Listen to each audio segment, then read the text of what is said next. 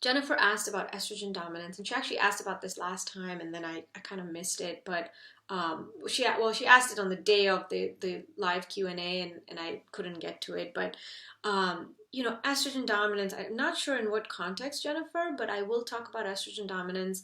Estrogen dominance can be in men and women. It's not just women because it's estrogen. Even men have estrogen dominance. But basically, what the name suggests, which is estrogen dominance, is where you have high levels of estrogen compared to the other hormones in your body.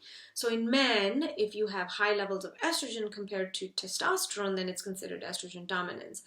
In women, you have high levels of estrogen in reference to progesterone, then that's what's estrogen dominance. So especially in women, you can have it in two different ways. If you have a lot of fat cells, or if you have, some kind of ovarian tumor or cyst or whatever, and it's producing a lot of estrogen, then your estrogen levels are very high, and that's when you have estrogen dominance.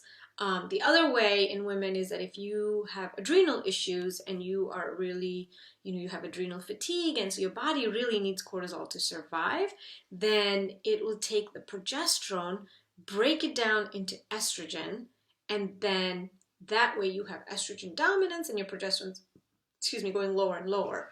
And so that's estrogen dominance. And so when you have a lot of fat cells, fat cells actually do produce their own estrogen.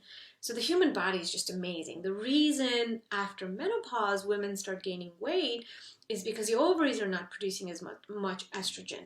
And so then the body says, okay, we're not getting all the estrogen that we need from these ovaries because they're like kind of retiring now.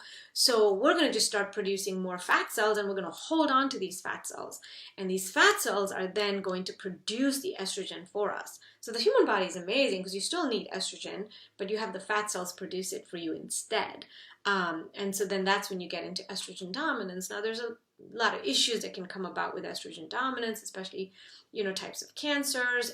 It causes a lot of inflammation, and hence it causes a lot of diseases and things, the inability to lose weight and things like that. So not 100% sure in what context you're asking, but what is estrogen dominance? And those are the, basic definitions. And then in men is the same thing. If your testosterone is being broken down into estrogen, or if you have too much fat cells and then you're producing estrogen, the fat cells are producing estrogen, then you're going to have estrogen dominance.